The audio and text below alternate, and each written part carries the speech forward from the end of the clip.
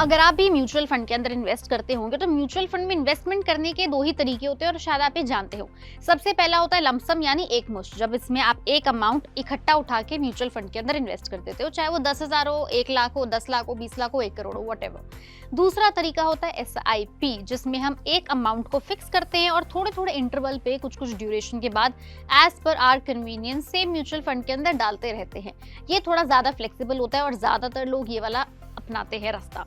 लेकिन क्या आप ये जानते हैं कि SIP में भी बहुत सारे अलग अलग तरीके होते हैं जो बहुत से लोग नहीं जानते, because SIP is not just one SIP, there are many variants of SIP। और आज हम इस वीडियो में और भी SIP के टाइप्स डिस्कस करने वाले हैं, सो दैट आप एक बार उनको भी एक्सप्लोर करो, हो सकता है वो आपके लिए ज्यादा फायदेमंद रहे। सबसे पहला होता है रेगुलर SIP, जो हम आमतौर पर करते हैं। उसके अंदर आप एक अमाउंट फिक्स कर लेते हैं, जैसे कि 2,000 महीने का, 4,000, 5,000, व्हाटएवर। अब मंथली देना है, वीकली देना है, क्वार्टरली देना है या फिर आपको एनुअली देना है, वो भी आप डिसाइड कर लेते हो कि हर महीने हम 5,000 रुपए दे रहे हैं SIP के तौर पे फिक्स डेट को उस म्यूचुअल फंड के अंदर। कुछ लोग ईयरली देते हैं, कुछ लोग हाफ ईयरली देते हैं। तो इसके अंदर क्या होता है कि आपका एक बैलेंस मेंटेन रहता है। आपको पता है कि मुझे इतना अमाउंट हर महीने निकालना ही है, एंड 90% लोग रेगुलर SIP का ही ऑप्शन चुनते हैं।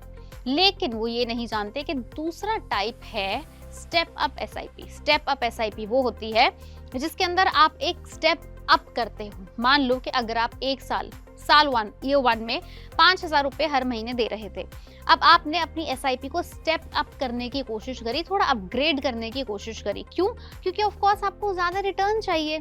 तो आप अपनी स्टेप अप SIP के अंदर हर साल ईयरली, हाफ ईयरली, क्वार्टरली, किसी भी बेसिस पे एक अमाउंट या फिर एक परसेंटेज से अपनी SIP को बढ़ा सकते हो। यानी कि अगर आप 5 साल की SIP करना चाहते हैं तो आपने पहला साल हर महीने 2,000 रुपए दिए, अब आप अगले साल उसको 10% से बढ़ा देंगे तो अगले साल आपका 2,000 का हो जाएगा हर महीने 2,200 रुपए। फिर उसके बाद आप उसको और 10% से बढ़ा देंगे तो 2,200 का 10%, फिर उसके बाद का 10%, ऐसे करते हैं। या फिर लोग परसेंटेज की जगह अमाउंट से बढ़ाते हैं। मान लीजिए आप ईयर 1 में 2,000 रुपए महीना दे रहे थे, अब आप चाहते हो कि मैं हर साल 1,000 रुपए से अपनी SIP बढ़ाता चला जाऊं या बढ़ाती चली जाऊं, तो आपकी अगले साल 3,000 महीना हो जाएगी या उसके अगले साल 4,000 महीना हो जाएगी, एंड इट गोज ऑन। ये लोग ज्यादातर इसलिए करते हैं क्योंकि उनकी इनकम बढ़ती है, तो अब इनकम बढ़ेगी तो सेविंग भी बढ़ा सकते हैं, and at the end of the day अच्छा रिटर्न मिलता है।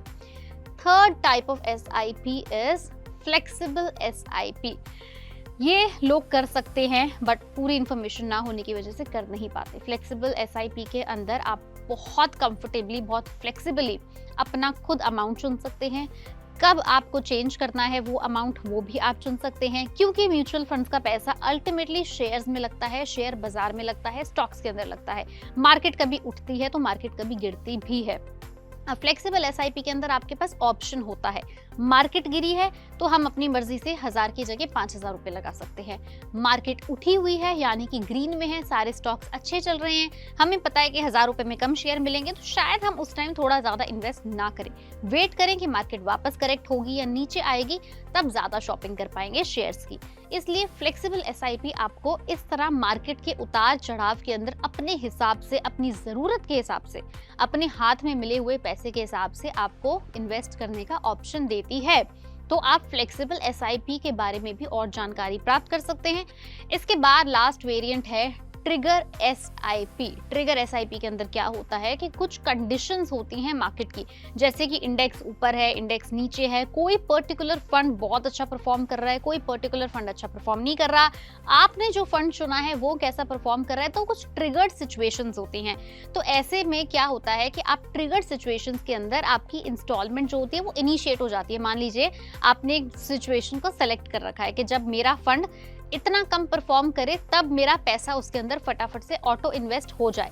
मान लीजिए आपका जहां पे आपको 1,000 रुपए के अंदर आपके 100 यूनिट आते हैं, वहीं अगर मार्केट गिरी है, आपका म्यूचुअल फंड अच्छा परफॉर्म नहीं कर रहा, आपको वहीं 1,000 रुपए पे 100 की जगह 150 यूनिट मिल रहे हो, तो वो एक तरह का कंडीशन है। वो जैसी कंडीशन ट्रिगर होगी, आपका तय किया हुआ अमाउंट उस म्यूचुअल फंड के अंदर इन्वेस्ट हो जाएगा। एक आखिरी और फिफ्थ वेरिएंट होता है परपेचुअल SIP। परपेचुअल SIP के अंदर क्या होता है कि आप इनमें से कोई सी भी SIP चुन सकते हैं, पेमेंट मेथड चुन सकते हैं, अमाउंट चुन सकते हैं, लेकिन ड्यूरेशन आप उसको फ्लेक्सिबल रखते हैं।